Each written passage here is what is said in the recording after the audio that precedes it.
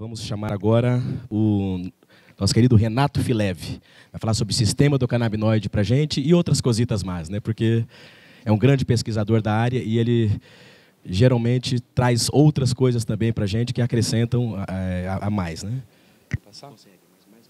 Tá bom. Olá. Bom dia a todas e a todos. Agradeço o Wilson pelo convite, em nome de toda a organização da SBEC. Bom, minha apresentação, tudo bem aí? Eu vou falar a respeito sobre o sistema endocannabinoide, de como a cannabis atua no nosso organismo, e também um pouco das possibilidades de interação, né, desses efeitos terapêuticos que a cannabis pode proporcionar, né? Então, eu trabalho lá na Unifesp, sou biomédico, formado com especialização em psicobiologia.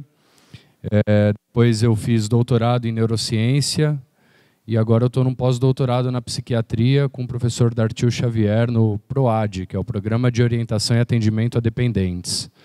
Além disso, eu trabalho no CEBRID, que é o Centro Brasileiro de Informações sobre Drogas Psicotrópicas, com o professor Elisaldo Carlini, que foi um dos primeiros pesquisadores, possivelmente o pioneiro no Brasil, de estudos com a cannabis, né, e investigando as suas propriedades e as suas potencialidades. A cannabis, né, então, a partir de um determinado momento na história, ela passa a ser proibida, início do século XX, segunda década do século XX, terceira década do século XX, ela sucessivamente é proibida, inicia-se a proibição em algumas cidades ainda no século XIX, como, por exemplo, Rio de Janeiro, em 1830, e essas proibições elas vão alcançando uma dimensão cada vez maior, né, em nível nacional no Brasil, nos Estados Unidos, e essa proibição ela consegue ser globalizada através das convenções internacionais. Em 1961 teve a primeira, e esse foi um trabalho capitaneado sobretudo pelos Estados Unidos, né? Então, em 61, mais de 180 países assinam uma convenção da ONU, no qual as plantas são proibidas, e dentre essas plantas, a maconha é uma delas. Isso faz com que essa prática de uso terapêutico tradicional ela caia em desuso. A cannabis ela é retirada das farmacopeias dos países, né, dos Estados Unidos em 1937, por exemplo. Do Brasil um pouquinho depois, no início da década de 40. Então, essa retirada da cannabis, ela afasta, então, primeiro você restringe a comercialização de medicamentos, depois você retira ela da farmacopeia do país, e isso acaba com que as pessoas elas deixam de indicar, deixam de utilizar esses produtos para finalidades terapêuticas. Em 1964, esse professor da Universidade Hebraica de Jerusalém, professor Rafael Meshulam, ele isola os componentes da cannabis, os dois principais componentes da cannabis, de um pedaço de haxixe que ele tinha conseguido com a polícia. Então ele consegue extrair algo que havia sido testado inicialmente na década de 40, mas ninguém tinha de fato conseguido isolar a molécula da cannabis, e as moléculas, né, tanto o canabidiol em 63 quanto o THC em 64. Hoje, sabe-se que a cannabis tem mais de 500 componentes, dentre eles uma centena de canabinoides. Esses são 2 desses canabinoides, então existem cerca de 90 e tantos canabinoides aí a ser investigados, a ser conhecidos. A gente conhece a propriedade, algumas das propriedades desses, né? Eu vou apresentar na aula um pouco mais adiante, mas os 2 mais conhecidos são o canabidiol e o delta-9-THC, né?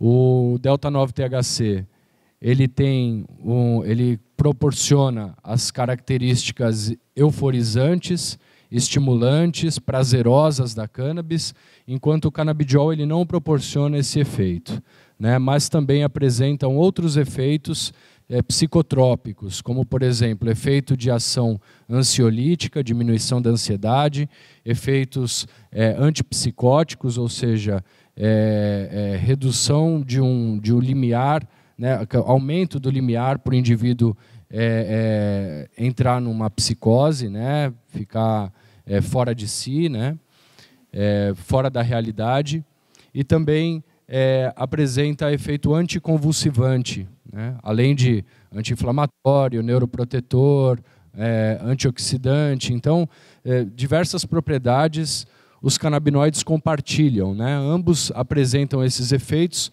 mas o THC ele tem uma característica peculiar, que é apresentar um efeito paradoxal.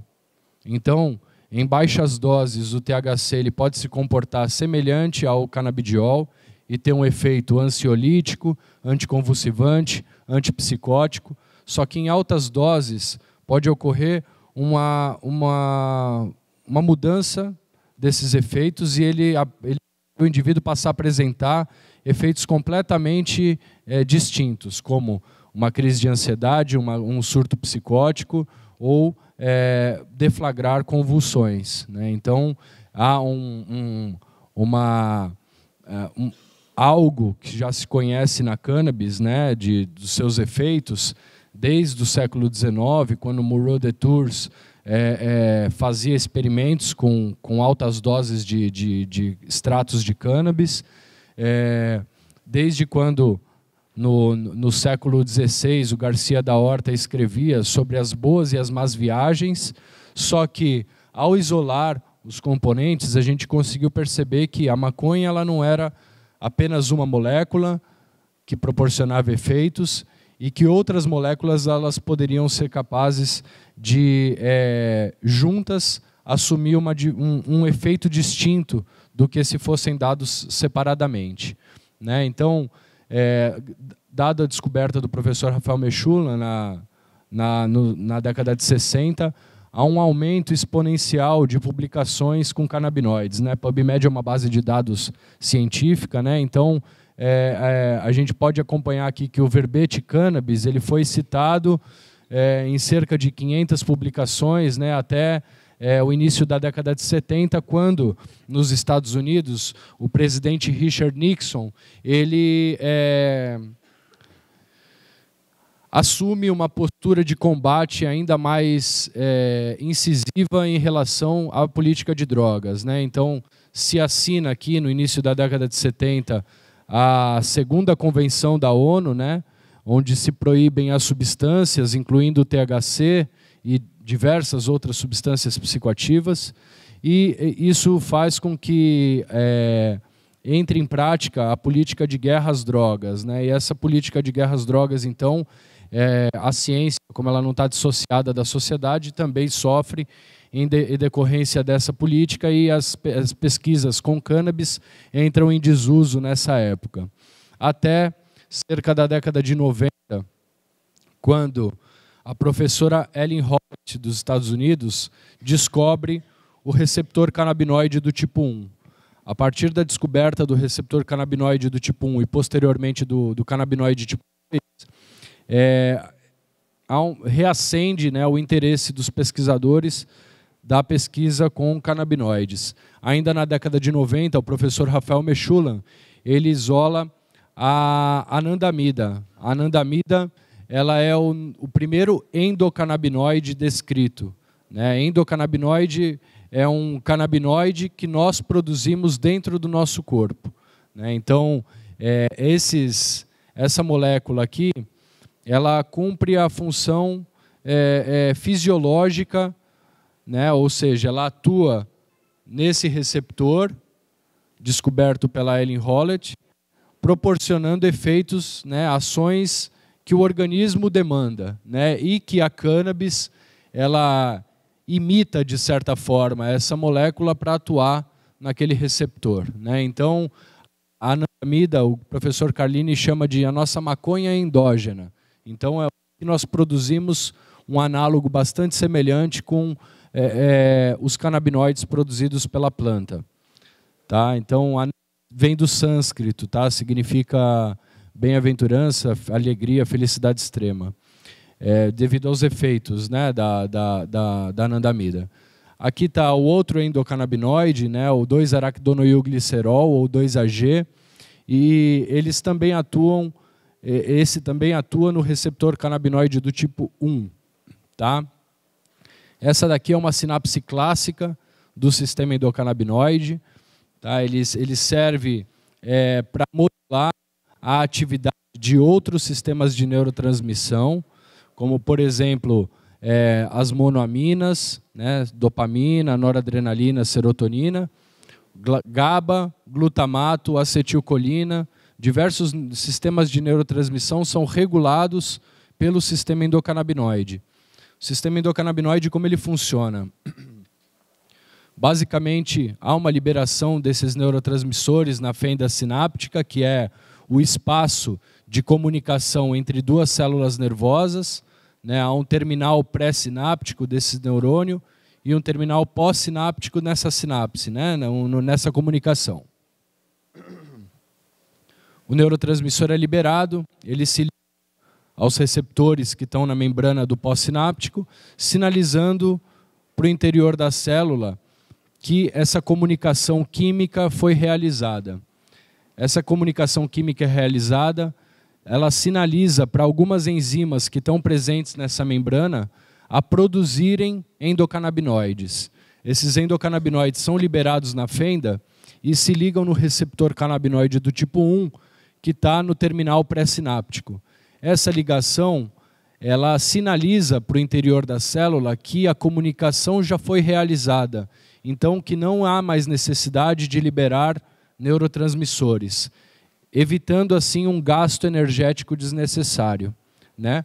O papel das células nervosas são se comunicar.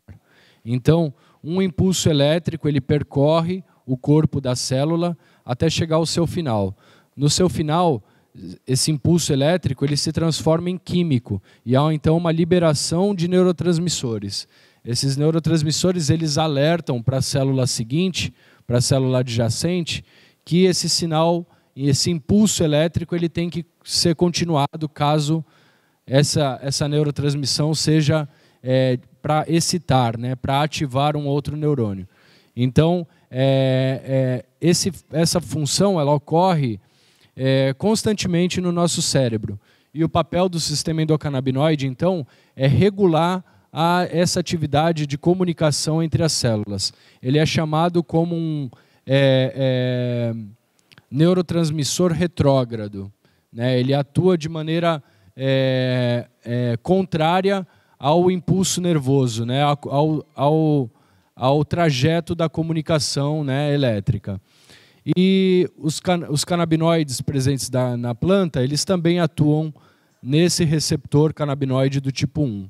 Tá? E aonde que e também do tipo 2. Tá? Do tipo 2 ele está mais relacionado com células do sistema imunológico, né? Células de mecanismo de defesa, enquanto os receptores canabinoides do tipo 1, eles têm uma predileção pela porção central do sistema nervoso. No entanto, a gente consegue perceber que existe também a presença desse receptor em tecidos periféricos, sejam tecidos nervosos, sejam em outros órgãos do organismo. Essa é um diagrama proposto pelo professor Vincenzo Di Marzo, no qual ele apresenta a via metabólica do sistema endocannabinoide. A via metabólica são os alvos, né, os receptores e os transportadores de endocannabinoides para o interior do tecido, né, da célula, as enzimas de síntese e degradação, né?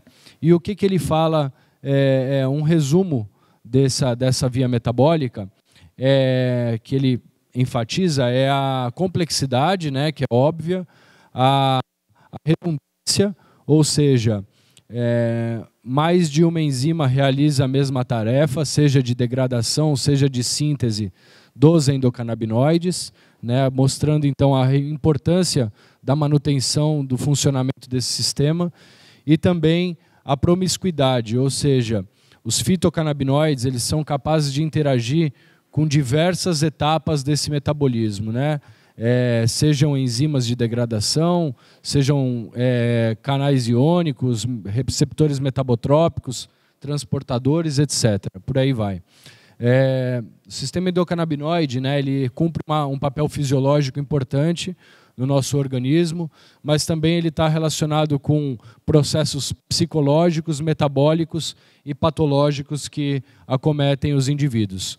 Os canabinoides, eles estão presentes numa estrutura chamada tricomas, que são essas glândulas que estão na camada cuticular das inflorescências ou das flores, né, do aglomerado de flores, e nas folhas superiores, que acompanham essas flores que se apresentam na porção apical das plantas, né, da cannabis. Então, aqui a gente vê um aumento maior, né, essas pequenas estruturas aqui que acompanham a matéria orgânica da flor. Na verdade, se a gente vê um aumento maior, são esses tricomas, né, que são glândulas, né, da planta, que estão relacionadas com defesa, né, com defesa à exposição do ambiente, a insetos, à luminosidade, à perda de água, etc. E elas produzem, então, os canabinoides e também os terpenos, né? Os terpenos são uma outra classe de moléculas que a cannabis produz, não são exclusivas da cannabis, né? Outras espécies vegetais também produzem os terpenos, que dão origem aos óleos essenciais, né? Então, são substâncias extremamente voláteis que configuram a fragrância, o aroma, o odor da planta, né? Já que os canabinoides eles são inodoros, né? Eles não têm odor, os canabinoides. E através desses tricomas também tem uma característica interessante, que a gente consegue ver a maturação da planta, né? Então, um tricoma de coloração mais âmbar, ele é uma planta mais envelhecida, enquanto tricomas brancos ou transparentes, eles são de uma planta menos madura, né? Os canabinoides, eles são sintetizados, os fitocannabinoides, né, os canabinoides oriundos da planta, eles são sintetizados a partir de duas vias, né? Ou seja, existem dois precursores que derivam os diversos outros canabinoides, né? A grande família de uma centena de moléculas. Então, o primeiro são os derivados do canabigerol. Do canabigerol se deriva, por exemplo, o delta-9-THC, o canabidiol, o canabicromene, etc. E da família do canabigerivarina se derivam o delta-9-tetrahidrocannabidivarina, o canabidivarina, etc. Né? A grande família dos varinas, né? Eles apresentam efeitos diferentes, tá? E também eles estão numa proporção diferente na planta, né? Numa ordem de grandeza diferente. A cannabis, ela hiperexpressa esses dois canabinoides aqui, enquanto os outros eles estão numa ordem de grandeza menor do que os canabinoides mais estudados, mais descritos, que é o THC e o CBD. O THC e o CBD e outros canabinoides, eles são sintetizados inicialmente na forma ácida, né? Então ácido tetrahidrocannabinólico, ácido canabidiólico, e a partir de uma reação de descarboxilação, ou seja, perda de um CO2 que acontece via aquecimento, esses compostos eles se transformam nos princípios ativos conhecidos, né? Delta-9-THC, o canabidiol, tetrahidrocannabinol ou CBD canabidiol. E aqui a gente tem uma curva, né, ótima de aquecimento para transformar, então, permitir essa reação de descarboxilação, né? Quanto mais frio, mais tempo você vai levar para descarboxilar essas moléculas. Quanto mais quente, mais rápido ocorre esse processo de descarboxilação. Um pesquisador chamado Ethan Russo, ele propõe uma forma de classificação da cannabis, né? A cannabis, ela desde do século XVIII, ela vem sendo classificada, né, por botânicos que estão estudando taxonomia, como por exemplo o Linneu, né, que classifica a cannabis como cannabis sativa. Não é ele que dá esse nome ele vem desde o século XVI, de um alemão. Cannabis sativa significa cana cultivável, né? Então, uma planta que parece uma cana, e sativa vem de cultivável. Então, ela é uma cana que é possível ser cultivada. E o Linneu, então, ele classifica a cannabis como cannabis sativa, enquanto o Lamarck apresenta uma proposta de classificação de cannabis índica, né? E, então, em tese, seriam espécies diferentes. Isso daí é uma disputa até hoje, é uma discussão até hoje entre os pesquisadores, né? Quem trabalha com morfologia discute sim a diferença entre a classificação de duas espécies diferentes, enquanto quem trabalha com genética, que tenta comprovar essa especiação, não encontra uma diferença que derivaria em duas espécies, né? Então, além disso, né, para atrelar a complexidade à discussão, existem essas variedades, né? Então, existem uma série de variedades a cannabis, como Silver Haze, Bubba Kush, Gorilla Glue, etc., que são fenótipos, né? Perfis da cannabis que são diferentes, mas que todas derivam da mesma espécie, que é a cannabis sativa. É isso que vem se discutindo hoje. Não é certo de que isso é assim, mas o que a gente aceita hoje em dia é que existe uma única espécie, cannabis sativa, e dentro dela, né, as variedades de cânhamo, né, que apresentam baixo teor de delta-9-THC, até 0,2% de THC, e outras variedades, né, como essa, por exemplo, com alto teor de canabidiol e baixo de THC, ou então de alto teor de CBD, de THC e baixo de CBD, e uma variedade bastante grande de híbridos, né, entre essas. Essa é a proposição feita pelo pesquisador Ethan Russo, né, de quimiovariantes, ou seja, elas variam quimicamente o perfil químico que é expresso esses canabinoides, mas que não são espécies distintas, né? E dentro desse universo, então, a gente tem as propriedades terapêuticas do CBD e do THC que podem se entrecruzar aqui nessas variedades híbridas, né?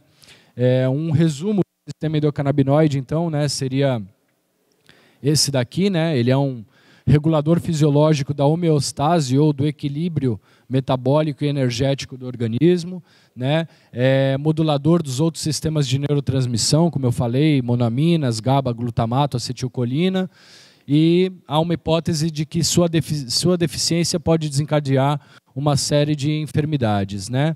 Obviamente que por ser recente, né? Lembre que eu falei década de 90, anos 2000, né? Então nem 30 anos de descoberta desse sistema, né? Há, obviamente, uma necessidade de maior compreensão desse potencial. E se a gente fosse resumir para que serve o sistema endocannabinoide, ele serviria para essas 5 funções aqui, né?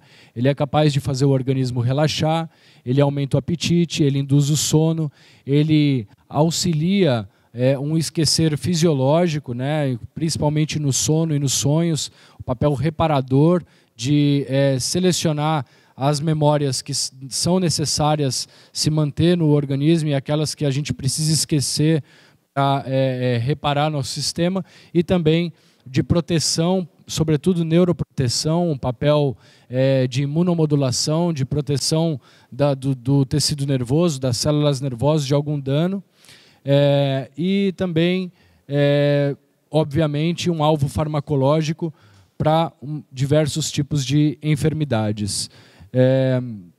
O professor George Counos, talvez uma das pessoas que mais compreendam sobre o sistema endocannabinoide no mundo, eles falam que, modulando a atividade do sistema endocannabinoide, podemos interferir em quase todas as doenças que afetam os seres humanos. E para terminar, eu agradeço novamente o convite da SBEC, coloco o meu e-mail e estou à disposição para quem quiser tirar alguma dúvida, alguma pergunta. Obrigado.